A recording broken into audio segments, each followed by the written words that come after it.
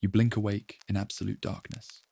Not the cozy dark of a modern bedroom with its faint glow from electronics, but a blackness so complete it feels solid. The only sound is the ragged rhythm of your own breathing, and beneath it, a terrifying, oppressive silence that seems to press down on your chest. This is your first night in the monastery. You took vows just hours ago: poverty, chastity, obedience. You promised to leave the world behind in pursuit of a pure soul, a direct line to the divine. But this silence isn't peaceful. It's heavy. It's the sound of the outside world being surgically removed, and you're left alone with the one thing you came here to escape: yourself. The stained glass windows and beautiful manuscripts you might have imagined. Those are for visitors. This crushing quiet in the dead of night. This is the reality, the architecture of isolation. Welcome to your new home, a masterpiece of engineered separation. If you were at a place like Cluny Abbey, you'd be surrounded by staggering wealth encased in stone. The sheer scale is meant to humble you, to remind you that you are a tiny, insignificant speck in God's grand design. Every arch, every vaulted ceiling screams permanence and power, just not your power. Your power is gone. You traded it for obedience. Or perhaps you're at Mont Saint-Michel, a spiritual fortress rising from the sea. The water isn't a picturesque backdrop, it's your moat. At high tide, you're truly cut off from the world, a prisoner in a beautiful, damp, salt-encrusted island prison. The sea giveth, and the sea taketh away, mainly your escape routes. The heart of this entire operation is the cloister. Picture a square garden, perfectly manicured, surrounded by a covered walkway, with elegant arches. It looks peaceful, right? It's a trap.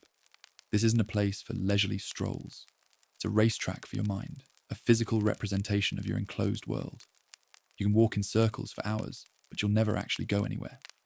The arches frame the sky, teasing you with a world you can see but cannot touch. The cloister is designed with one purpose: to shut the door on everything you once knew. The outside world, with its messy emotions, its temptations, its noise, is kept firmly on the other side of the wall. You are in the belly of the beast now. And at the end of the day, you retreat to your cell. Forget everything you know about a bedroom. Your cell is a lesson in minimalism, enforced by theology. It's a small stone room. There might be a narrow slit for a window, but it doesn't let in much light or heat. The floor is cold stone. Your bed is a wooden plank, maybe with a thin, straw-filled mat thrown on top for the illusion of comfort. There's no blanket, just your wool habit. You will sleep in your clothes. There is no storage because you own nothing to store. The door is heavy wood, and when it closes, that silence from your first night returns, magnified. This room is for sleeping, for prayer, and for confronting your own thoughts with zero distraction. It is damp, it is eternal, and it is yours until you die. This architectural grand plan, from the soaring abbey church to the cramped cell, creates a perfect ecosystem for spiritual pursuit, but it also creates a petri dish for human misery. The stone doesn't care about your loneliness. The vast spaces between brothers during prayer don't foster warmth. They enforce distance. You're alone together. The design eliminates casual contact, the small talk that builds human bonds. Your interactions are formal, ritualized, and often silent. The architecture teaches you your place through sheer cold, unyielding scale. You are small. God is big. The institution is permanent. You are temporary. Think about the sensory deprivation. In our world, we're bombarded with input. In the monastery, they stripped it all away intentionally. The lack of colour, just stone, wood, and wool. The lack of comfortable furniture, nowhere to truly relax your body. The regulation of sound, only chant or silence. This wasn't an accident, it was a tool. By depriving the senses of worldly stimulation, the theory went, the soul could better perceive the divine. In practice, it often just made men acutely aware of every ache, every itch, every cold draft. Your world shrinks to the size of this complex. Your horizons are literally the walls of the cloister. Your future is the endless repetition of the same day, in the same place, until you are finally released by death. The genius and the cruelty of this architecture is that it makes escape unthinkable. Not just physically difficult, but psychologically alien. The world outside those walls begins to feel like a dangerous, chaotic dream. The monastery, for all its hardships, becomes the only reality you know. The routine is your backbone, the walls are your safety. To leave would be to plunge into a terrifying void.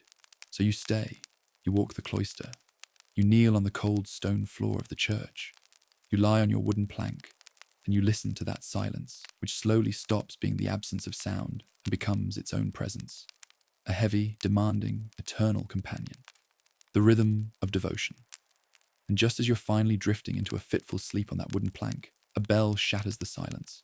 It's not a gentle chime. It's a harsh, clanging alarm that vibrates through the stone floor and into your bones. It's 2 a.m. Time for matins, the first of the 8 daily prayer services that will structure your existence until you die. This is the divine office, the opus Dei, the work of God. And it is work. Exhausting, relentless, mechanical work. You stumble from your cell into the frigid corridor, joining a river of shadowy figures shuffling toward the church. The cold is breathtaking. Your breath fogs in the air, and the stone floor feels like ice through your thin leather soles. No one speaks. The only sounds are the scuff of feet and the distant, haunting echo of that damned bell. You enter the cavernous church, which is even colder than your cell. The tall windows are black with night. The only light comes from a few flickering candles at the altar, their flames dancing and casting long, distorted shadows that make the saints in the stained glass look like they're writhing in agony. You find your place in the choir stalls, hard, upright wooden benches that offer no comfort, no support. The chanting begins. It's a low, monotonous drone in Latin, a language you might barely understand. The words are from the Psalms, repeated day after day, year after year. Deus in adiatorium meum intende. O God, come to my assistance. The cold seeps up from the floor and down from the stone vaults above. Your body aches for sleep. Your mind struggles to focus on the words, but they become just sounds, a rhythmic noise you make with your mouth, while your thoughts drift to the warmth of the straw mat you just left behind. This happens 8 times a day. Matins at 2 a.m., lauds at dawn, prime, terce, sext, none throughout the day. Vespers at sunset, compline before bed. Your entire life is now measured out in liturgical hours, not solar ones. The sun rises and sets, but you barely notice. What matters is the bell. The bell dictates when you pray, when you eat your one meager meal, when you work in the scriptorium, when you can finally try to sleep. Time itself becomes a religious concept. An hour isn't 60 minutes. It's the period between one office and the next. A day isn't sunrise to sunset. It's a complete cycle of prayer, a wheel that turns endlessly, grinding you down with its perfect monotonous rhythm. The liturgy becomes your entire world. The stories of the Bible, the praises of the saints, the cycles of feast days and fasts. This is the only narrative you are allowed to consume. There are no novels, no newspapers, no gossip from the village. Your imagination is fed a strict diet of scripture and chant. Your emotional range is channeled into the prescribed emotions of the prayers: contrition, praise, supplication. There is no room for personal joy or sorrow. It must all be filtered through the divine. You are losing yourself, being slowly overwritten by the ritual. The constant repetition isn't meant to inspire, it's meant to automate. The goal is to reach a state where prayer happens without thought, where your very breath becomes a hymn, where your individual consciousness dissolves into the collective drone of the choir. You're becoming a cog in a vast spiritual machine, and the machine is indifferent to your fatigue, your cold feet, or your longing for just one night of uninterrupted sleep. The poverty of possession. When the bell finally releases you from the pre-dawn chill of the church, you don't get to return to any personal comforts, because you have none. You took a vow of poverty. This doesn't mean you're just poor. It means you own nothing. Not a cup, not a book, not an extra pair of socks. The rough wool habit on your back. It belongs to the monastery. The bowl you will eat from later. Communal property. The bed you barely sleep in. Not yours. This is the theory. By stripping away all material attachments, you free your soul to attach only to God. You become a blank slate. In practice, it makes you utterly, completely dependent on the institution for every single thing. You are an adult reduced to the status of a perpetual child. You don't choose your food. You eat what you're given. You don't choose your work. You're assigned a task. You don't even choose when to wash your own body. That's regulated by the rule. This enforced dependency is a powerful tool of control. How can you rebel when you don't even own the clothes you're standing in? Your survival is entirely in the hands of the abbot and the community. And that community is a pressure cooker of forced togetherness. You share everything. You eat from a common bowl, dipping your bread into the same pottage as 20 other men. You drink from a shared cup. You sleep in a common dormitory in many orders, with zero privacy, listening to the snoring, coughing, and nighttime stirrings of your brothers. This isn't the warm camaraderie you might imagine. This is a group of men, stripped of their identities and personal space, forced into constant proximity. It doesn't breed harmony. It breeds a low-grade, simmering resentment. You notice which brother always takes the biggest piece of bread. You get annoyed by the one who slurps his ale. The man in the next stall chants off-key, and the sound grates on your nerves every single day. These tiny irritations, with no private outlet, fester, because beneath the surface of this supposed equality is a rigid, unspoken hierarchy. The choir monks, who are often from noble families and are literate in Latin, look down on the lay brothers, the illiterate workers who do the farming, cooking, and cleaning. The older monks have more authority than the younger ones. The abbot's favourites might get marginally better assignments or a slightly thicker habit. The vow of poverty isn't about creating a flat society. It's about ensuring that everyone is equally dependent, while the hierarchy is maintained through spiritual seniority and favouritism. You own nothing, but you are acutely aware of your place in the pecking order of nothingness. Your poverty isn't a state of being. It's a performance you enact every day, a constant reminder that you are nothing without the monastery. You are a vessel to be filled with prayer and obedience, and personal possessions are just distractions that might give you a dangerous sense of self. The silence rule. And just when you think the communal living is the hardest part, you realize the true test is the silence. The rule of St. Benedict mandated large portions of the day be held in strict silence, especially at night and in certain areas like the cloister walks and the dormitory. This isn't just about not chatting. It's about the complete suppression of casual human communication. You are surrounded by dozens of other men, but you must navigate this social world without the primary tool humans use to connect: speech. The psychological weight of this is immense. Imagine a frustration building up, a complaint about your work, a moment of spiritual doubt, a funny observation about the way a bird landed in the garden. In the outside world, you'd turn to someone and share it, and the moment would pass. Here, that thought hits a wall of silence. It has nowhere to go. It circles in your own head, growing larger and more distorted. The silence forces you inward into a continuous, unsupported monologue with yourself. For some, this leads to profound contemplation. For many, it leads to a deep, isolating loneliness that festers in the quiet. The absence of external noise makes the internal noise deafening. To manage basic necessities without speaking, monasteries developed elaborate systems of hand signals, a form of monastic sign language. You couldn't say, "pass the bread," so you'd make a specific gesture, miming the slicing of a loaf. A gesture for fish, for cheese, for water, for a book. It was functional, but deeply strange.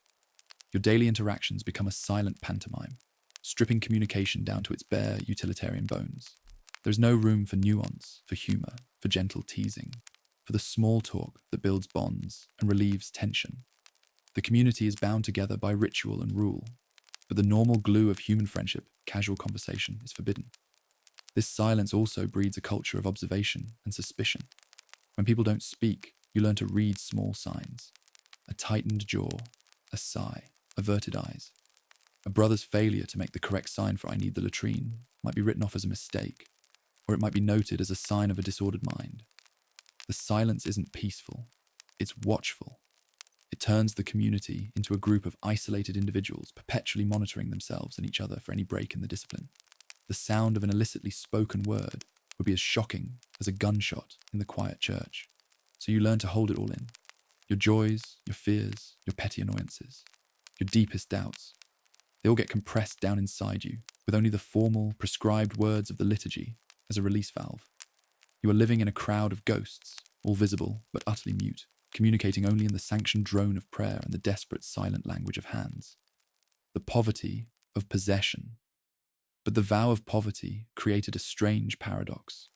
While individual monks owned nothing, the monasteries themselves became some of the wealthiest institutions in Europe. Think about that for a second. You, personally, have no coin to your name. You eat from a shared bowl of bland pottage. Your entire worldly poses is wealth. They were merely its custodians. But you can imagine the psychological toll. As a monk, you work in the scriptorium, perhaps, painstakingly illustrating a Bible with gold leaf that cost more than a peasant family would see in a lifetime. You know the value of the materials you're working with. You know the immense wealth your simple actions are helping to create and preserve. And then you go to the refectory, for your single daily meal of bread and bean pottage, eaten in silence from a shared bowl. The disconnect between the value you create and the value you experience in your own life is a constant, quiet hum in the background of your existence. You are both a creator of immense cultural treasure and a consumer of the most basic sustenance. It's a life of radical, enforced contradiction, where the spiritual ideal and the economic reality are in a perpetual, unresolved standoff. The chastity clause. Now let's talk about the one vow that probably caused more private turmoil than any other: chastity. Forget the serene, sexless image of the pious monk, his mind forever on higher things. The reality was a constant grinding internal war. The medieval church taught that the body, especially its desires, was the primary obstacle to salvation. The flesh was weak, it was sinful, it was the source of all corruption. Your job, as a monk, was to wage war against your own biology. This wasn't just about avoiding sex, it was about systematically repressing every natural urge, every flicker of attraction, every physical comfort that might lead to pleasure. The theology was a war on the flesh, and your body was the battlefield. Think about the sleeping arrangements. In many monasteries, you didn't even get the privacy of your own cell. You slept in a common dormitory, a long room lined with simple beds or straw mats. You could hear every snore, every cough, every rustle from the men around you. There was no lock on the door, no curtain around your bed. Your most vulnerable state, sleep, was a public performance, monitored by your brothers and, in theory, by God. The lack of privacy wasn't an oversight. It was the point. It was a constant reminder that you were never truly alone, that your actions and even your thoughts were subject to scrutiny. And the battle wasn't just at night. It was every waking moment. The rule dictated modesty of the eyes, avoiding looking directly at another brother, especially. A lingering glance could be interpreted as a dangerous spark. Touching was, of course, forbidden outside of ritualized contexts like the kiss of peace. You lived in a community of men, but were required to treat each other with a formal, detached distance that prevented any deep personal bonds from forming. This isolation amidst community was psychologically brutal. Desire didn't just vanish because it was forbidden. It was forced inward, where it festered, twisted, and often emerged as guilt, anxiety, or self-loathing. A stray thought, a dream you couldn't control. These weren't just minor failings. They were evidence that your soul was still mired in the filth of the world. Your own mind became your enemy, a traitorous source of temptation you could never fully escape. The vow of chastity was less about purity and more about a lifelong test of willpower against your own fundamental nature, a test that many, by their own accounts in confession, felt they were failing every single day. The obedience trap. If chastity was a war on the self, obedience was the surrender of the self. This was the most absolute of the vows. Poverty took your possessions. Chastity took your physical autonomy. Obedience took your will. You surrendered your right to make decisions, to have preferences, to exercise judgment. Your job was to listen and obey, without question, without hesitation, without complaint. The abbot held the place of Christ in the monastery. His word was law. His commands were to be followed as if they came directly from God. This created a state of perpetual infantilization. Grown men, some of them highly educated and from powerful families, were reduced to the status of children. You didn't choose your work. You were told to copy manuscripts, or work in the garden, or scrub the latrines. You didn't choose your food. You ate what was placed in the common bowl. You didn't choose when to speak or be silent. The bell and the rule decided that. You didn't even control your own body's schedule. You woke, prayed, worked, and slept at the sound of a bell. Your entire existence was a reaction to external commands. The goal was to annihilate your individual will, to crush the stubborn ego that stood between you and God. The ideal monk was a hollow vessel, a perfect instrument through which divine will could work. But in practice, this absolute power in the hands of one man, the abbot, was a recipe for abuse. A kind and wise abbot could guide his flock with compassion. A petty, arrogant, or simply incompetent one could make life a living hell. His whims became your reality. A personal dislike could mean a lifetime of the worst assignments. There was no appeal, no higher authority within the walls to complain to. To question the abbot was to question God's plan. This system didn't just demand obedience. It bred a culture of passive aggression, silent resentment, and deep-seated frustration. Your individuality didn't disappear. It was simply driven underground, forced to express itself in tiny, secret rebellions. A deliberately slow pace of work, a carefully hidden stash of food, a barely perceptible roll of the eyes during a tedious sermon. Obedience created outwardly compliant monks whose inner lives were often seething with a rage they could never, ever express. The age gap. This system of total control was most effective and most tragic when applied to those who never knew any other life. Many monks weren't converts who chose this life as adults. They were given to the monastery as children in a practice called oblation. A noble family might offer their seventh son to the church, a sacred tithe of their own bloodline. A poor family might see it as a way to ensure one less mouth to feed and a son who would be educated and cared for. The child, sometimes as young as 7, would be brought to the monastery gates and his hand would be placed on the altar cloth, symbolically offering him to God. His childhood was over. These child oblates grew up knowing nothing but the rule, the silence, and the rhythm of the divine office. Their entire world was the monastery. They didn't have a past life to miss or compare things to. The cold, the hunger, the isolation, the strict obedience. This was just normal. Their psychology was fundamentally different from that of the adult convert. For the adult, monastic life was a difficult choice, a radical break. For the oblate, it was the only reality he had ever known. His identity was forged entirely within the walls of the cloister. He wasn't John, the son of a blacksmith. He was Brother Benedict, a cog in the spiritual machine. This made him both the perfect monk, thoroughly indoctrinated, knowing no other way, and a deeply stunted human being. He had no frame of reference for family, for romantic love, for the messy, chaotic, beautiful world outside. His emotional range was calibrated to the narrow bandwidth of monastic life, pious joy, contrite sorrow, and quiet devotion. The tragedy of the oblate was that he never had a choice. His will was surrendered before he even knew he had one. He was a bird born in a cage who never once dreamed of flight. The diet of denial. Now let's be clear about the fuel for this spiritual engine, your diet.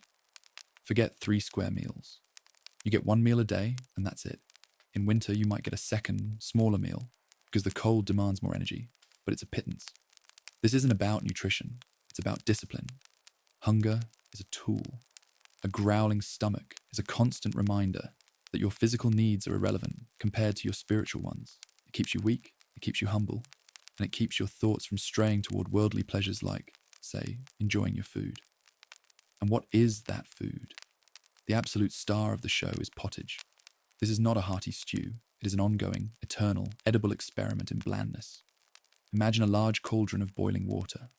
Into it goes whatever is available and cheap: dried peas, lentils, beans, oats, maybe some chopped onions or leeks if it's a good day.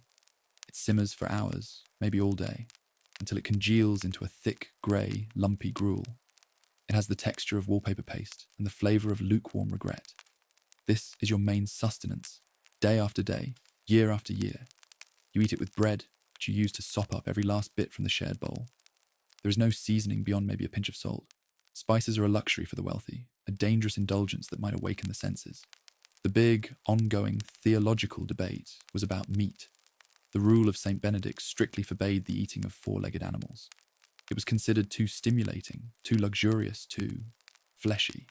But medieval monks were masters of scriptural loopholes. The prohibition was on meat. But what was meat exactly? After much debate, a brilliant distinction was made. Animals that lived on land were forbidden, but animals that lived in water or air were permitted. This meant you could eat fish and fowl. So, a fat capon or a roasted goose, perfectly acceptable, a gift from God. A slice of mutton, a direct ticket to hellfire. This led to some truly creative classifications. Was a beaver meat? No, because it lives in water. It's a fish. A barnacle goose? Well, it was believed they spontaneously generated from driftwood, so they were practically seafood. The mental gymnastics to get a decent meal were Olympic level, but for the average monk, such luxuries were rare. Fish, usually dried, salted, and horribly bony, was a common addition to the pottage on feast days. Fresh fish was a treat. Fasting was also a huge part of the rhythm. Lent, Advent, and various other holy days demanded stricter fasts, which often meant your one meal was even smaller, or you went without altogether. Fainting from hunger during a long church service wasn't a sign of weakness, it was a sign of piety. Your body was the enemy, and starvation was a legitimate weapon in the war against it. You weren't eating to live, you were eating the bare minimum to avoid dying, so you could focus on the real task of praying to live forever. the hygiene heresy. If the diet was a war on taste, hygiene was a full-scale theological assault on cleanliness itself.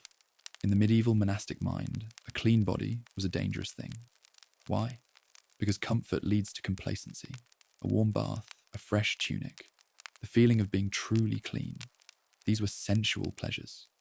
They made you feel good in your body, and feeling good in your body was a slippery slope toward remembering that you had a body, with all its attendant desires and weaknesses. Cleanliness wasn't next to godliness. It was a hair's breadth away from vanity and sin. So bathing was treated with deep suspicion.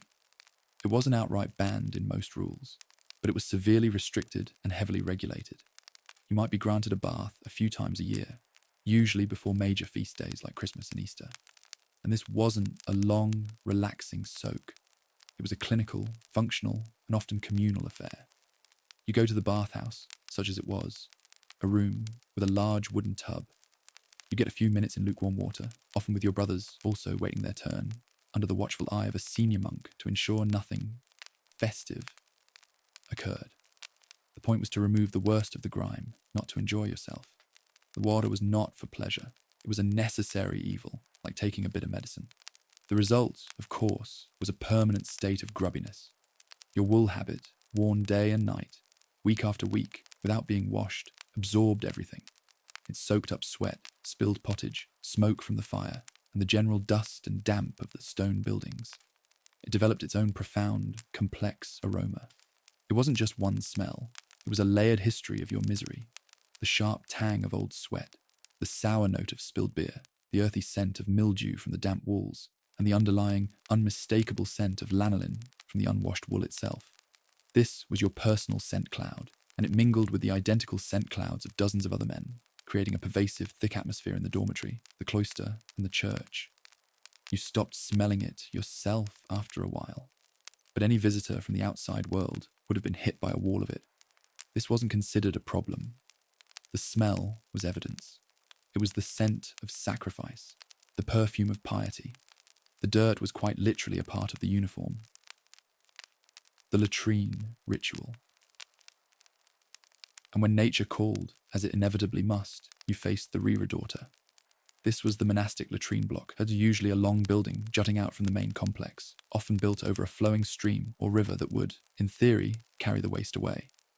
It was a practical solution, but it created a horrifying cycle of contamination. That same river that powered the monastery's mill and provided water for cooking and, nominally, cleaning, was also the repository for everyone's waste. The concept of germ theory was 1,000 years in the future. They had no idea they were slowly poisoning themselves. The reredoter itself was a row of wooden seats with holes cut in them, opening to a channel below that led to the water. There was no privacy, no partitions. You did your business in a line with your brothers, a silent, communal act of purging. The place obviously smelled potent, but it had a secondary, even more bizarre function. The room above the latrine, often called the garderobe, was sometimes used to store clothes. Why? Because the ammonia fumes from the urine below were believed to kill lice and moths. So your spare habit, if you had one, was hung in a room slowly filling with the evaporating waste of the entire community, absorbing those fumes in the hopes of keeping the itching at bay. It was a desperate, losing battle against vermin, fought with the only chemical weapon they had, their own filtered piss. The irony is almost too perfect. The place you went to expel filth was also the place you went to try, in the most grim way possible, to clean something. The infirmary realities. When this lifestyle of hunger, filth, and contaminated water inevitably made you sick, you ended up in the infirmary. But here's the catch. Illness wasn't primarily a medical condition. It was a spiritual event. Sickness was sent by God as a test of faith, a punishment for sin, or an opportunity for redemptive suffering. The goal of treatment wasn't necessarily to make you better. It was to help you endure your illness in a pious manner. The body was merely the vessel. The state of the soul was all that truly mattered. So the treatments reflected this. The primary medical intervention was bleeding. The theory of the four humours, blood, phlegm, black bile, yellow bile, dictated that illness was an imbalance. So they'd open a vein and drain a shocking amount of blood to rebalance your internal soup. This, for someone already weakened by a poor diet, was often the thing that pushed them over the edge. Next came purging. herbal concoctions designed to make you vomit or shit out the excess humours. Prayer, of course, was the most important medicine. The brothers would gather around your bed and chant psalms for your recovery, or more accurately, for the salvation of your soul during this trial. Then there was dentistry, or the utter lack thereof.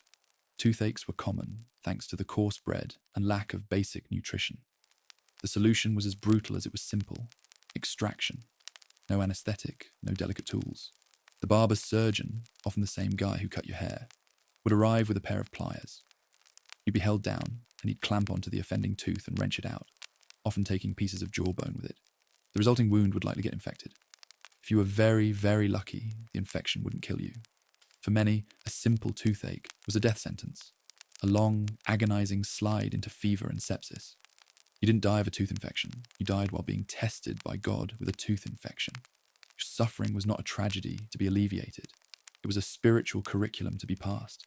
Dying slowly in the name of God was, perversely, seen as a good death, a final act of pious endurance. The scriptorium strain. For those monks deemed literate and skilled enough, a primary duty was the scriptorium, the writing room. This is where the beautiful illuminated manuscripts were created, preserving classical knowledge and sacred texts through the centuries. It sounds like a peaceful, noble task. It was a special kind of torture. You'd spend 8, 10, 12 hours a day, bent over a sloping desk. The light was terrible. A small, high window and maybe a single candle, its flickering flame straining your eyes. You're copying text letter by letter in intricate calligraphy onto incredibly expensive vellum. One mistake, a blot of ink, a misspelled word, could ruin a page that represented weeks of work and a small fortune in materials. The pressure was immense. Your back ached from hunching. Your neck and shoulders were in a state of permanent tension. Your fingers would cramp around the quill. The chemicals in the ink, the lead in some of the paints, could slowly poison you. The supreme irony is that these men were preserving the knowledge of the ancient world, the works of Aristotle, the poetry of Ovid, the medical texts of Galen, while systematically destroying their own health in the process. They were saving wisdom for future generations at the cost of their own eyesight, their posture, and their comfort. And sometimes, in the margins of these sacred texts, you find little secrets they left behind, a tiny doodle of a monster, a complaint written in the vernacular. My hand is cold. I am hungry. Oh, let it end. A quiet, hidden rebellion scratched into the edge of the page, a fleeting moment of human frustration preserved for eternity beside the word of God. They were creating objects of breathtaking beauty and immense cultural value, from a place of physical misery, their own pain literally framed by gold leaf. The sleep deprivation. And just when your body is screaming for rest from the ache of the scriptorium or the chill of the cloister, the bell rings again. It's the middle of the night. Matins. You are ripped from what little sleep you managed to find on your wooden plank. This is institutionalized sleep deprivation, sanctified by ritual. The divine office demanded prayer at all hours, fracturing the night into useless chunks. You'd stumble back to bed after matins and lauds, your body chilled to the bone from the church, and you'd have maybe 3 or 4 hours before the bell rang for prime at dawn. You existed in a permanent state of exhaustion. This wasn't just about being tired. Chronic sleep deprivation breaks down the mind. It blurs the line between reality and dream, between prayer and hallucination. The chanting, the fasting, the cold, the lack of sleep. It was a cocktail designed to induce altered states of consciousness. Visions were common. Were they divine revelations or the desperate imaginings of an oxygen-starved, sleep-deprived brain? It didn't matter. They were treated as real. Your dreams themselves became a spiritual battleground. A erotic dream was not just a dream. It was an assault by demons that you had to resist, evidence of your failing purity. The exhaustion made you suggestible, vulnerable, and emotionally raw. It was the ultimate tool for breaking down the individual ego and making you receptive to the collective will of the monastery and the implanted ideas of the divine. You were too tired to rebel, too tired to think for yourself, too tired to do anything but obey the bell and open your mouth to chant. The most basic human need, rest, was weaponized in the service of faith. The scriptorium strain. So you survive the night office, your body still humming with the fatigue of fractured sleep, and you're assigned to the scriptorium. This is considered a privilege, a task for the educated, the skilled. You get to work with your mind, not your hands in the dirt. You quickly learn the truth. This isn't a privilege. It's a different kind of torture, a slow, meticulous breaking of the body in the name of preserving the soul's work. The room is surprisingly dim. To protect the precious manuscripts from too much light, the windows are small and high. Your main source of illumination is a single candle, its flame guttering and casting jumpy shadows across your desk. You are hunched over a sloping wooden board, a sheet of vellum stretched taut before you. This isn't paper. It's stretched and scraped animal skin, incredibly expensive. The pressure is immediate. One mistake, a slip of the quill, a blot of ink, and you've ruined a material that cost more than you'd earn in a year. There is no whiteout, no delete key. Your focus must be absolute, and the work is excruciatingly slow. You're not writing. You're drawing letters, each one formed with painstaking care in a precise style of calligraphy. Your hand cramps around the goose quill. Your neck and shoulders knot into a permanent ache from leaning forward for hours. Your eyes strain in the poor light, trying to make out the faint lines of the text you're copying. The ink is made from oak galls and iron salts, and you can smell its metallic tang. The paints for illumination, the brilliant blues from lapis lazuli, the reds from crushed insects, the gold leaf applied with a tiny brush, are all mixed right there, and their fine dust gets into your lungs. You are preserving knowledge while slowly poisoning yourself. The supreme, quiet irony of this is what you're copying. It might be a medical text by Galen, describing the ideal conditions for health: fresh air, good food, moderate exercise. And you're in a cold, damp, dim room, breathing toxic dust, starving and contorted into a position that would give a modern chiropractor nightmares. You might be transcribing the joyous poetry of the Psalms. My soul doth magnify the Lord, while your own soul is shriveling from boredom, pain, and the nagging knowledge that you'll be doing this identical task tomorrow and the day after until your eyes fail or your hands become too crippled to hold the quill. And sometimes, in the margins of these perfect holy books, the real human being breaks through. A tiny, meticulously drawn doodle of a grotesque beast biting the tail of the capital letter. A complaint, written in the common language instead of Latin, hidden where only another scribe might find it. The parchment is hairy. I am very cold. Oh, my hand. Thank God it will soon be dark. These are the secret messages, the graffiti of misery left behind by men who were supposed to be empty vessels of God's word. They were creating objects of timeless beauty from a place of very timely, very physical suffering. Every glorious illuminated manuscript in a museum today is the product of ruined eyesight, chronic back pain, and fingers permanently curled from holding a quill. The beauty was real. The devotion was real. But so was the relentless, grinding strain. The silence rule. And through all of this, the aching back, the growling stomach, the cold, you are required to do it all in near total silence. The rule demanded it, especially in places of work like the scriptorium. The only sounds are the scratch of quills, the occasional sigh, the rustle of a vellum page being turned. There is no conversation, no comparing notes, no complaining about the chill or the difficult text. Your frustrations, your physical discomfort, your tiny victories when a line of text comes out perfectly. They all have nowhere to go. They get trapped inside your own head, echoing in the quiet. This enforced silence is one of the most psychologically brutal aspects of the life. Humans are wired for connection, for sharing burdens. A simple, "this is tough today," or a shared groan about the cold can halve the difficulty. But here, that pressure valve is welded shut. Your suffering is a solo performance. The silence forces you into a continuous, unsupported monologue with yourself. For a few, this might lead to deep, mystical contemplation. For most, it leads to a profound and isolating loneliness that festers. The absence of external noise makes the internal noise. The doubts, the resentments, the memories of a life before these walls, deafening. To manage the most basic necessities without speaking, monasteries developed an elaborate system of hand signals, a kind of monastic sign language. You couldn't say, "I need more ink," so you'd make a specific gesture, miming the dipping of a pen. There was a sign for bread, for fish, for water, for a book. It was functional, but deeply impersonal and strange. Your daily interactions become a silent pantomime, communication stripped down to its bare utilitarian bones. There is no room for nuance, for humour, for gentle teasing. for the small talk that builds the bonds of friendship and relieves tension. The community is bound together by ritual and rule, but the normal glue of human connection, casual conversation, is forbidden. This silence also bred a low-grade culture of observation and paranoia. When people don't speak, you learn to read the smallest of signs.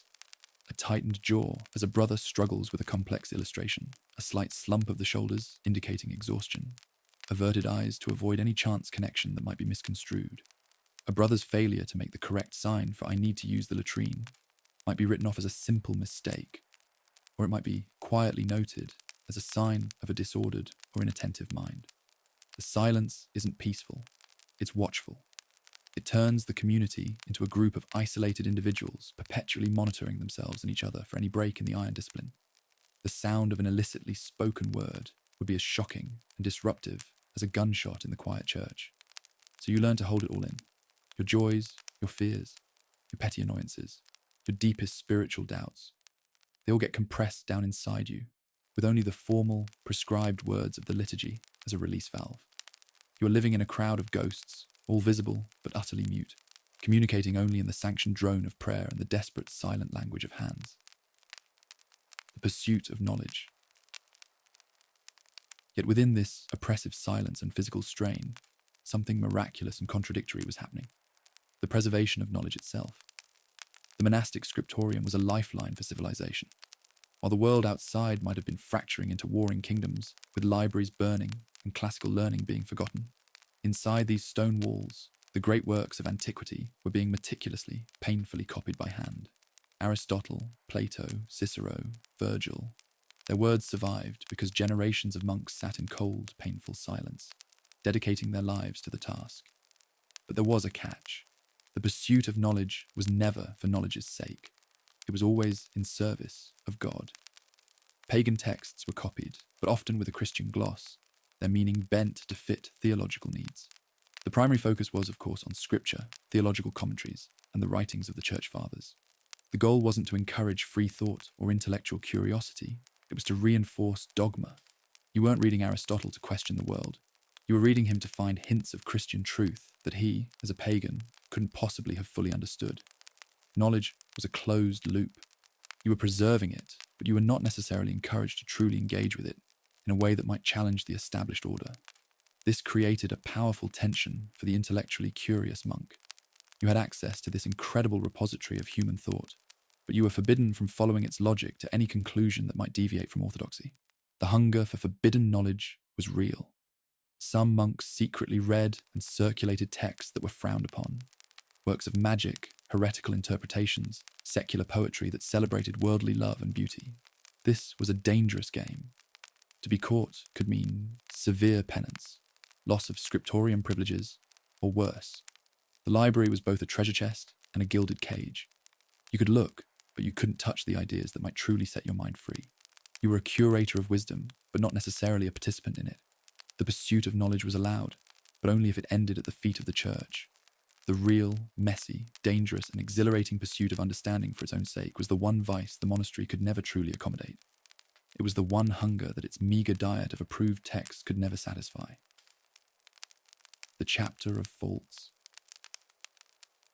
And once a week, the silence was officially broken for the most psychologically grueling ritual of all, the chapter of faults.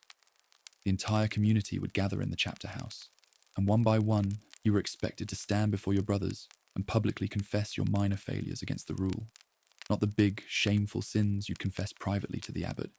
This was for the small, daily humiliations, for breaking silence with an unguarded whisper, for showing a lack of zeal in your chanting, for being late to prayer, for spilling a drop of ink in the scriptorium, for having a wrinkled habit, for the sinful pride of thinking your work was better than a brother's. This wasn't about forgiveness, it was about humiliation as a teaching tool. The goal was to shatter any last vestiges of pride or individuality. You had to kneel on the cold stone floor, head bowed, and detail your petty shortcomings to a room full of silent, judging men. Then you would receive your penance, often a series of extra prayers, prostrations, or a period of fasting. The abbot or prior might add a public rebuke, dissecting your failure and using it as an object lesson for everyone else. It was a weekly reinforcement of the community's power over the individual. Your private struggles became public property. The tiny mistakes that you might have brushed off in the privacy of your own mind were instead magnified, examined, and used to keep you in your place. The psychological toll was immense. It bred a constant, low-grade anxiety, a hypervigilance about every minor action, and a deep-seated fear of making any mistake, no matter how small. It was the obedience trap closing its jaws a little tighter every 7 days. The penance price. And for the sins you confessed in private, or for the failures noted during the chapter of faults, the price was penance. This was where the war on the flesh became literal, physical, and often brutal. Pain was not something to be avoided. It was a currency you could use to pay down your spiritual debt. The most common form was self-flagellation. You'd be given a scourge, a whip made of knotted cords, and instructed to use it on your own back until you drew blood. The idea was to punish the sinful flesh, to distract it from its worldly desires by giving it something very immediate to focus on. The rhythmic sting of the lash, the warmth of the blood trickling down your skin. This was supposed to purify you, to focus your mind on Christ's suffering and away from your own trivial temptations. Other penances were more subtle forms of torture. Prolonged kneeling on the bare stone floor of the church, often on grains of wheat or peas to increase the discomfort, until your knees were bruised and your legs screamed in agony. Additional fasting beyond the already meager diet, until your vision blurred and your head swam with hunger. Being assigned the most disgusting chores for weeks on end, scouring the latrines, cleaning out the cesspits, as a lesson in humility. The pain was the point. It was a measurable, tangible proof of your contrition. You could point to your bleeding back or your aching knees and say, "See, I have suffered. I have paid." It was a system that equated suffering with holiness, and in doing so, created a feedback loop of misery. The more you sinned, or more accurately, the more you were made to feel you had sinned, the more you suffered. And the more you suffered, the holier you were supposed to become. It was the economy of agony, and your body was the bank. The infirmary realities. When the combination of harsh penance, poor diet, sleep deprivation, and general filth inevitably broke your body, you ended up in the infirmary. But you have to understand the medieval mindset. Illness was not a random biological event. It was a spiritual diagnosis. Sickness was sent by God. It was either a test of your faith, a punishment for a sin you'd committed, or an opportunity for you to achieve grace through redemptive suffering. The infirmarian, the monk in charge of the sick, was therefore more of a spiritual counselor than a doctor.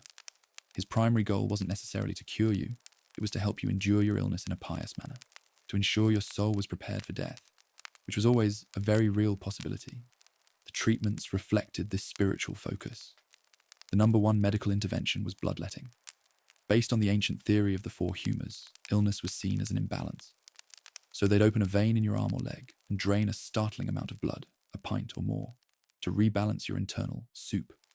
For someone already weakened by disease and a starvation-level diet, this often accelerated their decline.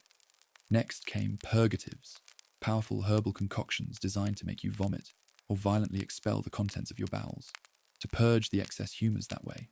Prayer, of course, was the most important medicine. The brothers would gather around your bed and chant psalms, not so much for your recovery, but for the salvation of your soul as it endured this divine trial. Then there was the sheer horror of monastic dentistry. Tooth decay was rampant thanks to the coarse, gritty bread and lack of nutrition. The solution was extraction, and it was barbaric. The barber surgeon, often the same man who cut your hair, would arrive with a pair of crude iron pliers called a dental key. You'd be held down, the claw of the key would be clamped onto the offending tooth, and he'd wrench it out, often taking shards of jawbone with it. There was no anesthesia. The pain was blinding. The resulting wound would almost certainly become infected in the unsanitary conditions. For many, a simple toothache was the beginning of a long, agonizing death from sepsis. You wouldn't die of a tooth infection. You would die while being tested by God with a tooth infection. Your suffering was not a medical emergency to be solved. It was a spiritual curriculum to be endured. Dying slowly and painfully was, perversely, seen as a good death, a final, magnificent act of pious endurance. The secret vices. But monks were human. The system was designed to crush humanity, but it couldn't eradicate it completely. Beneath the surface of piety and discipline secret vices flourished. The evidence is there in the records, abbots issuing stern rebukes, chapter meetings devoted to rooting out corruption, and the constant, worried repetition of rules against specific behaviours. It turns out you can't lock hundreds of men together in harsh conditions, strip them of all personal freedom and comfort, and expect them to become flawless angels. In the all-male, intensely intimate environment of the monastery, homosexual relationships were an open secret and a constant source of anxiety for the authorities. The rule of Saint Benedict goes to great lengths to forbid any situation that might lead to special friendships or physical contact, which is a pretty clear indication it was happening. Men formed deep emotional and physical bonds, finding in each other the comfort and connection the system otherwise denied them. This was the ultimate heresy against the vow of chastity, and discovery meant brutal, humiliating punishment. But the human need for intimacy is a powerful force. Other vices were more mundane, but just as common. Secret drinking was rampant. The monastery brewed its own beer, which was a dietary staple. It was often safer to drink than the water. But some brothers would sneak extra rations, or even pilfer stronger spirits. Hidden food stores were another issue. Despite the vow of poverty, monks would hoard bits of bread, cheese, or fruit from their meals, creating tiny private stashes to combat the constant hunger. It was a small, pathetic rebellion against the enforced deprivation. Some monks, entrusted with the monastery's business in the outside world, might pocket a coin or two, or accept a small bribe. The tension between the spiritual ideal and the grubby, flawed human reality was the true constant of monastic life. For every saintly mystic who achieved divine ecstasy, there were a dozen ordinary men just trying to get through the day, sneaking an extra sip of ale, or sharing a whispered complaint with a trusted friend in a dark corner of the cloister. Their secret lives were the proof that the system, for all its power, never quite won. The visitor problem. And just when the routine has ground you down into a state of numb acceptance, the outside world finds a way in. Pilgrims arrive. They come seeking blessings, healing, or simply a bed for the night on their journey. The monastery is obligated to offer hospitality. The gates, usually sealed tight against the world, swing open. Suddenly, the silent, ordered cloister is filled with the sound of strange voices, the smell of travel-worn clothes, and the chaotic energy of people who still live in the world you renounced. For you, this is a massive disruption. The perfect, monotonous rhythm of your day is shattered. Extra food must be prepared. Your prayer services might be attended by these outsiders. Their fidgeting and coughing a distraction from the familiar drone of the choir. But the real disruption is psychological. These visitors bring news. They carry stories from beyond the walls. They talk of wars, of kings, of harvests, of marriages, of deaths in villages you once knew. They speak of a world that is messy, vibrant, painful, and alive. You are supposed to listen to these stories with detached charity, offering spiritual comfort to these worldly souls. But inside, it's agony. Their casual chatter is a torrent of temptation. That story about a wedding feast? It reminds you of the taste of spiced wine and the sound of laughter, sensations you haven't experienced in years. The description of a newborn foal on a farm? It pulls at a memory of simple, uncomplicated joy from your childhood. These visitors, without even realizing it, are dangling the entire world in front of you like a forbidden fruit. You feel a hidden envy for them, for their freedom to simply walk back out those gates and continue their lives. Their presence is a test far more difficult than any imposed fast or silence. It's a test of whether the life you've built inside yourself is strong enough to withstand a direct assault from everything you gave up. After they leave, the silence they leave behind feels deeper and more profound, and somehow more like a prison than it did before they arrived. The travel restriction. Which brings us to the ultimate expression of your confinement. You cannot leave. The travel restriction was absolute. Leaving the monastery grounds without explicit permission from the abbot was a serious sin, a breach of your vow of stability. The world outside those walls was not just a place. It was a concept, a realm of danger and temptation. It was where the devil worked his most effective magic, through the allure of material things, the corruption of power, and the simple, deadly poison of freedom. Getting permission to travel was a rare and momentous event. It might be granted for a specific, practical purpose. A small group of brothers needed to accompany the cellarer to a market town to sell surplus wool or purchase supplies that couldn't be produced on site. Even then, it was treated like a military operation. You would travel together, you would speak to no one unless necessary. You would complete your business with efficiency, and you would return immediately. There was no sightseeing, no lingering in taverns, no visiting family you might have in the area. The outside world was a biohazard, and you were on a decontamination mission. For those few monks who did get to leave, the experience was often deeply disorienting. The world was louder, faster, and smellier than you remembered. The colours seemed too bright, the sounds of commerce and argument too harsh after years of chant and silence. You'd see couples holding hands, children playing, people laughing loudly in the street, all the normal, messy business of life that you had sworn was spiritually inferior to your own existence. It could create a powerful cognitive dissonance. Were these people damned for their worldly joys, or were they happy? The journey was often less a taste of freedom, and more a reinforcement of why you needed to stay behind the walls. The world was chaos. The monastery, for all its miseries, was order. Returning through the gates felt like a return to safety, but a safety that now felt more than ever like a voluntarily chosen prison. The travel restriction wasn't just a rule. It was a psychological barrier that, over time, you internalized until the thought of leaving became more terrifying than the thought of staying. The age gap. This internalized prison was most absolute for the oblates, the men who had been given to the monastery as young boys. They were the true prisoners because they didn't even know they were in a prison. They had no memory of another life. The cold, the hunger, the silence, the strict obedience. This wasn't a difficult adjustment. It was the only reality they had ever known.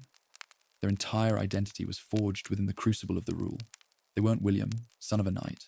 They were Brother Augustine, a cog in the spiritual machine of Cluny Abbey. This created a profound psychological divide within the community. The adult convert who had known women, tasted wine, felt the sun on his face without a wall in the way, always carried a ghost of that other life inside him. It was a ghost that could be a tormentor, tempting him with memory, or a comfort, a secret store of experience that the system could never touch. The oblate had no such ghost. His emotional range was calibrated to the narrow bandwidth of monastic life: pious joy, contrite sorrow, and quiet devotion. He didn't miss freedom because he couldn't conceptualize it. He didn't long for family because his brothers were the only family he had ever known. This made the oblates, in a way, the perfect monks. They were thoroughly indoctrinated, knowing no other way. But it also made them deeply stunted human beings. They had no frame of reference for the complexities of life outside, for romantic love, for the compromises of power, for the simple, unplanned joy of a day with no schedule. Their world was the liturgy, the cloister, the chapter meeting. The tragedy of the oblate was that he never had a choice. His will was surrendered before he even knew he had one.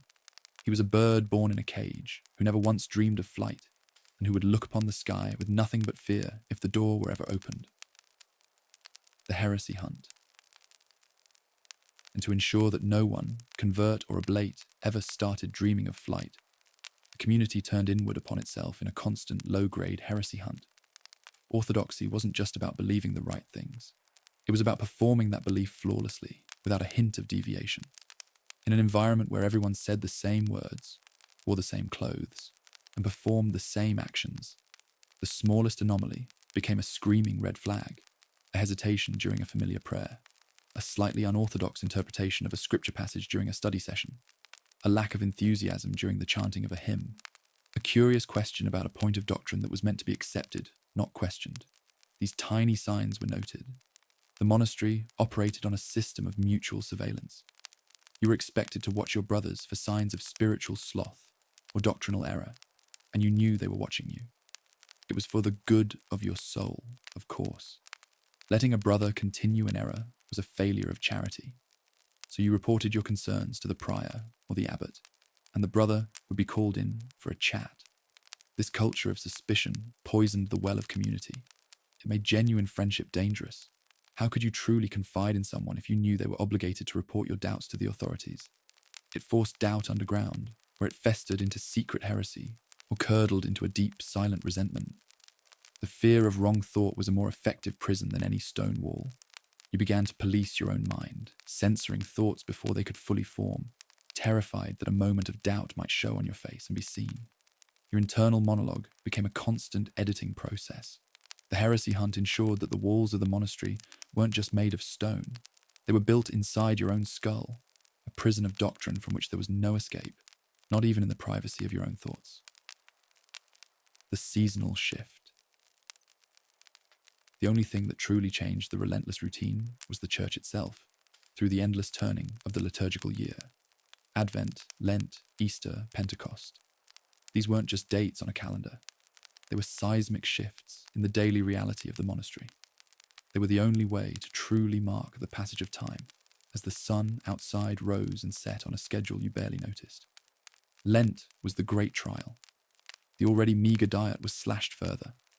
The single daily meal became even smaller, and often consisted of nothing but bread and water. The chanting became more somber, the prayers more focused on penance and mortality.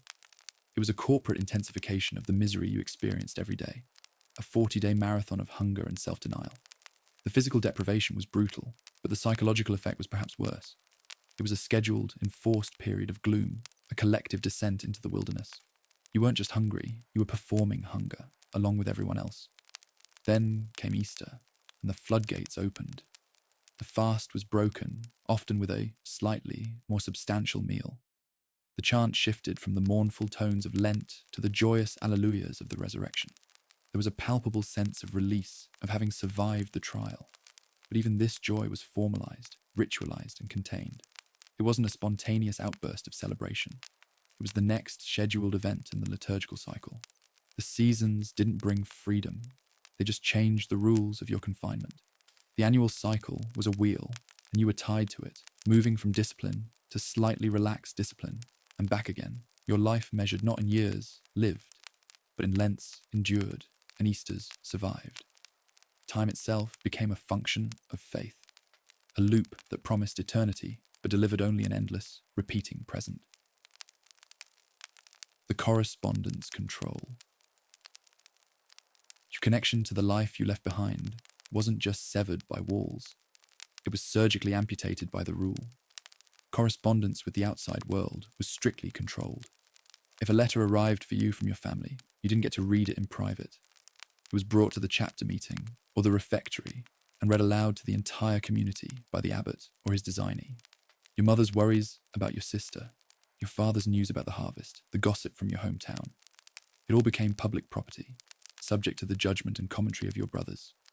This was humiliation disguised as piety. Your private life was not your own. The emotional ties that might have given you comfort and a sense of identity outside the monastery were systematically invalidated and turned into a group experience. You couldn't have a personal sorrow or a private joy. It had to be filtered through the community and judged for its spiritual value. Any display of strong emotion upon hearing news from home, a tear, a smile, would be noted and likely become a topic for discussion later. Were you too attached to your worldly family? Was your heart not fully given to your monastic brothers? Writing a letter was just as controlled. You would dictate your message to a designated brother who would write it down. The abbot would review it to ensure its content was appropriate. Spiritual platitudes, assurances of your devotion, perhaps a request for prayers. Any hint of complaint, any longing for home, any real emotion would be edited out. The letter that arrived at your family's home was not your words. It was the monastery's words, spoken through you. This censorship of connection was one of the most effective tools for breaking a man's spirit. It guaranteed that over time, the person your family remembered would cease to exist, replaced by the generic, approved persona of a monk. You were not just leaving the world. You were being erased from it, one sanitized letter at a time. The retirement question. And what happened when this life of relentless routine and controlled misery finally broke your body for good? When you were too old and frail to stand for the long hours of the divine office, too blind to read or copy manuscripts, too weak to work in the garden, you entered the final stage of monastic life, the infirmary as a permanent residence. This was your retirement plan. Growing old in the monastery meant becoming a burden on the very system you had dedicated your life to. The fierce independence of your youth, already stripped away by obedience, was now replaced by a humiliating physical dependence. Younger brothers would have to help you to the latrine, feed you your pottage, and wash your increasingly frail body. The vow of charity demanded they care for you, but you could sense the impatience, the resentment of the healthy for the sick. You were a drain on resources, a mouth to feed that produced no labour, not even the labour of prayer if you were too weak to concentrate. Your world, which had already shrunk to the size of the cloister, now shrunk further to the size of your infirmary bed. You were a ghost at the feast, watching the daily life of the monastery continue without you. The bells still rang, the brothers still chanted, the seasons still turned, but you were no longer a participant. You were a spectator to the routine that had been your entire existence. The infirmary was the antechamber to death, a place of waiting. The eager young novice who had entered the gates decades before, full of zeal and a desire to purge his soul, was now a broken old man, waiting for the final bell to call him to the one office that would truly release him. The community would prepare you for death with ritual and prayer, treating your passing as a holy event. But the truth was often more bleak. You were dying as you had lived, in a state of institutionalized dependence, your only certainty the fact that the monastery would continue, indifferent, long after you were gone. The anchorite extreme. And for a few, the standard monastic life wasn't enough. They sought the ultimate test of isolation and devotion. They became anchorites. This was monasticism taken to its logical, terrifying extreme. An anchorite was a person, often a monk who had proven especially devout, who would undergo a literal living entombment. A small cell would be built against the wall of the church, usually with 3 windows, one small opening high up to let in light and air, one facing into the church so they could see the altar and receive the Eucharist, and one facing the outside world to receive food and dispose of waste. During a solemn ceremony, the bishop would read the office of the dead over the anchorite, the same prayers said for someone who had just died. Then the anchorite would step into the cell, and the door would be bricked up behind them. They were officially dead to the world. They would never leave that tiny room. They would never speak to another person face to face again. They would spend every remaining moment of their life in that stone box, in prayer and contemplation, until their actual physical death. This was the ultimate expression of the monastic ideal, the complete and total annihilation of the self and the world.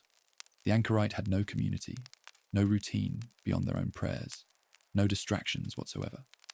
Their entire universe was the 4 walls of their cell and the tiny window onto the altar. They were seeking a direct, unmediated connection with God, and they were willing to pay for it with everything that made them human. It was the most radical rejection of the physical world imaginable. They were volunteers for a life sentence in a solitary confinement of their own choosing, a living tomb for the devoted. Their existence was a stark, horrifying monument to the lengths some would go to in the pursuit of purity, a permanent reminder to the other monks that no matter how harsh their own lives seemed, there was always a deeper, darker level of renunciation possible. The secret vices. Yet the overwhelming majority of monks were not aspiring anchorites. They were ordinary, flawed men trapped in an extraordinary system designed for saints. And ordinary, flawed men, when subjected to relentless deprivation, surveillance, and psychological pressure, find ways to rebel.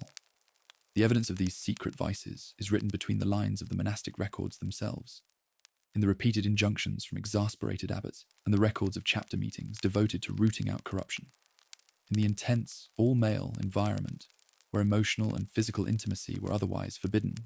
Homosexual relationships were an open secret and a constant anxiety for the authorities. The rule's obsessive prohibitions against particular friendships and its insistence that monks never be alone together are a dead giveaway. Men formed deep bonds, finding in each other the comfort, understanding, and human connection that the system was designed to stamp out. This was the ultimate heresy against the vow of chastity, a direct defiance of the war on the flesh. Discovery meant brutal, humiliating punishment, public flogging, imprisonment within the monastery, a diet of bread and water. But the human need for intimacy is a stubbornly powerful force. Other vices were more mundane, but just as telling. Secret drinking was rampant. The monastery brewed strong beer, and it was common for brothers to sneak into the cellar or pilfer extra rations. Some might even manage to get hold of wine or stronger spirits. Hidden food stores were another quiet rebellion. Despite the vow of poverty and the communal meals, monks would hoard bits of bread, cheese, or fruit, creating pathetic little stashes to combat the constant gnawing hunger. It was a sad, desperate act of asserting a tiny bit of control over their own bodies. Even something as simple as a whispered conversation after lights out, a shared joke in a shadowy corner of the cloister, or a rolled-eye glance during a particularly tedious sermon were micro-rebellions. They were proof that the spirit of individuality, though crushed and suppressed, was not extinct. The gap between the spiritual ideal and the grubby human reality was where the monks actually lived. For every mystic who achieved divine ecstasy, there were 100 ordinary men just trying to get through the day. Their secret lives are testament to the fact that the system, for all its absolute power, never quite managed to win. The final toll. So what was the final human cost of this divine experiment? The bill came due in broken bodies and fractured minds, paid over a lifetime of quiet, institutionalized suffering. The physical toll was a catalogue of chronic misery, each ailment a direct invoice from the lifestyle. Crippling arthritis from decades of kneeling on cold stone and hunching over desks in damp, unheated rooms. Ruined eyesight from straining to read and write by flickering candlelight. The world slowly shrinking into a permanent, blurry twilight. Chronic digestive disorders from a diet of coarse, often contaminated food. A lifetime of stomach cramps and nutritional deficiencies. Respiratory illnesses from breathing the damp, mouldy air of stone buildings and the fine dust of the scriptorium. And their bodies were living maps of their sacrifice. Every ache a remembered prayer, every scar a whispered psalm. The psychological toll was even more profound. This life was a factory for mental anguish. The constant surveillance, the suppression of natural urges, the enforced silence, the lack of personal agency. It bred a deep, quiet undercurrent of anxiety and depression that they had no language for. What we might now diagnose as clinical depression was then called acedia, the noonday demon, a spiritual torpor and listlessness that was itself considered a sin to be fought. The repression of sexuality didn't make it disappear. It forced it into twisted, guilt-ridden pathways, creating a permanent state of internal conflict and self-loathing. The isolation, even amidst a crowd, could be utterly crushing. They were trained to view their own humanity as the enemy, and natural desires as temptations from the devil. The goal was a soul purged of self, but the process often left behind a hollowed-out man, haunted by a self he could never fully escape or accept. And then there was the spiritual cost, the most bitter irony of all. For some, the very thing they sought, a pure, direct connection to God, was eroded by the relentless mechanical nature of the routine. Prayer became a chore, a series of words to be recited by rote, while the mind wandered to thoughts of food or warmth. The divine became distant, obscured by the 1,000 petty miseries of daily life. Faith, which was supposed to be their comfort, became just another demand, another measure by which they were found wanting. The initial zeal that brought them to the gates could curdle into a numb, going through the motions endurance, a life lived waiting for death to finally provide the peace that the rule promised, but never delivered. The human cost of this divine aspiration was a lifetime of pain paid for a reward that, for many, remained always just out of reach, visible only through the distorting lens of their own suffering. The enduring silence. And then, one day, it ended. Not with a bang, but with the slow fading of a chant. The Reformation, the dissolution of the monasteries, changing political winds, the great institutions were gradually emptied, their lands seized, their treasures scattered. The gates were thrown open, not for freedom, but for plunder. The brothers were cast out into a world they no longer understood, pensioned off or left to fend for themselves. The relentless bell fell silent for the last time. And what was left? Empty cloisters, vast echoing churches with no one to sing in them, chapter houses where the air no longer vibrated with weekly confessions. The stones remained, but the life, the brutal, beautiful, contradictory life, was gone. Walk through one of those ruins today. You can still feel it. The silence there is different. It's not the heavy, watchful silence of enforced devotion. It's the hollow silence of absence. It's the echo of 1,000 recited psalms that have long since dissipated into the air. You can run your hand over the grooves worn into the stone steps by generations of sandaled feet, a permanent record of a vanished rhythm. You can stand in the scriptorium and almost feel the ghost of that aching hunch in your own shoulders. These places are monuments to a paradox, the pursuit of heaven through the deliberate embrace of a certain kind of hell. They represent a scale of human endurance and a capacity for belief that is almost incomprehensible to us now. We look at the soaring architecture and see beauty. We read the illuminated manuscripts and see art. But we must also remember the cost, the cold, the hunger, the loneliness, the repressed trauma. All of it is woven into that beauty, a permanent part of its DNA. The legacy is a question, not an answer. Was it worth it? Was the preservation of knowledge, the creation of art, the simple, stubborn maintenance of a spiritual flame through the dark ages worth the systematic breaking of thousands of human beings? There is no easy reply. The monasteries were engines of both civilization and misery. They saved culture and crushed individuals. They offered a path to God that was paved with human suffering. The enduring silence of their ruins asks us to hold both of these truths at once, to admire the dedication while acknowledging the profound cost, to respect the faith without romanticizing the filth and the pain. Their story is not one of simple piety or simple horror, but of the complex, often tragic ways human beings have always tried to reach for the divine, using the only tools they have, their own fragile, flawed, and enduring selves. Be sure to like this video and subscribe to Sleepless Historian for more untold stories from the shadows of the past.